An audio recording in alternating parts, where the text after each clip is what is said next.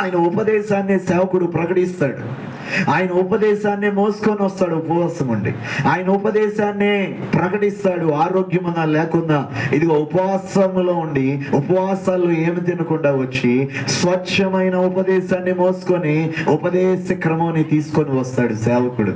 సేవకుడిని అపార్థం చేసుకోకూడదు, కానీ ఇది దేవుని మాట, నాతో దేవుడు మాట్లాడుతున్నాడు అని చెప్పి ఉపదేశానికి లోబడి ప్రార్థనలో నిలకడగా ఉండి కృతజ్ఞత గలవారమై దేవుడు చేసిన మేళ్లను బట్టి ఓపికతో మెలకువగలిగి మనం ఫలించాలని ప్రభు ఈ రోజు మనతో మాట్లాడి ఉన్నాడు. అవును నా ప్రియ దేవుని బిడ్డ, అవును నా ప్రియ దేవుని బిడ్డ, మన ప్రభు ఎంతో ప్రేమ కలిగిన, ఆయనలో ఫలించాలని, ఆయనలో నిలిచి బహుగా ఫలించాలని ఆయన కోరుకుంటున్నాడు. ప్రభువా, కుడి వచ్చిన మా బిడ్డల్ని దర్శించండి. ఉద్యోగాలకు వెళ్ళిన మా బిడ్డలు రాలేకపోయింది, వారిని దర్శించండి. అనారోగ్యాల్లో ఉన్నారయ్యా మా బిడ్డలు, వారిని దర్శించండి. అప్పుల్లో సమస్యలు ఉన్నవారు ఉన్నారేమో, వారిని దర్శించండి. అపార్థం చేసుకున్న వారు ఉన్నారేమో, వారిని దర్శించండి.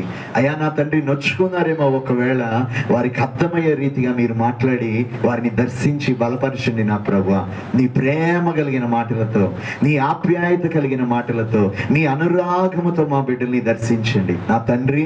కోపించుచునే వాత్సల్యము చూపించే దేవుడు అయ్యా, నీ కరుణ కటాక్షములు మా బిడ్డలు అందరి కుటుంబాల మీద చూపించమని, ఈ ఉపవాస ప్రార్థనకు వచ్చి ప్రార్థిస్తున్న ప్రతి బిడ్డని మీరు ఆశీర్వదించమని, ఇదిగో చేసిన ప్రతి ప్రార్థనని మీరు నెరవేర్చి ఆశీర్వాదానికి పాత్రలుగా మార్చమని, మీ ప్రేమని, మీ దయని, ఆశీర్వాదాన్ని, సమృద్ధి దీవెనలని మా బిడ్డలకి తలల మీద కుమ్మరించమని, ప్రతి విషయంలో ప్రార్థన యందు నిలకడగలిగి మెలకువగలిగి ప్రార్థన చేసి కృతజ్ఞతాస్తుతులు చెల్లిస్తూ మీలో నిలిచి బహుగా ఫలించులావున కృప చూపమని, ఘనత మహిమ ప్రభావములు మీరు మాత్రమే పొందుకొనమని యేసు నామములో అడుగుచున్నాము తండ్రి.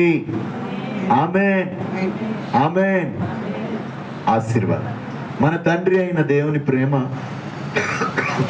కుమారుడైన యేసుక్రీస్తు ప్రభువారి కృప, పరిశుద్ధాత్మ దేవుని సన్నిధి సహవాసము సదాకాలము మనందరికీ తోడయుండి నడిపించును గాక. ఆమేన్. దేవుడు మిమ్మల్ని ఆశీర్వదించును గాక. ఒకరికొకరు వందనాలు చెప్పుకోండి ప్రేమతో.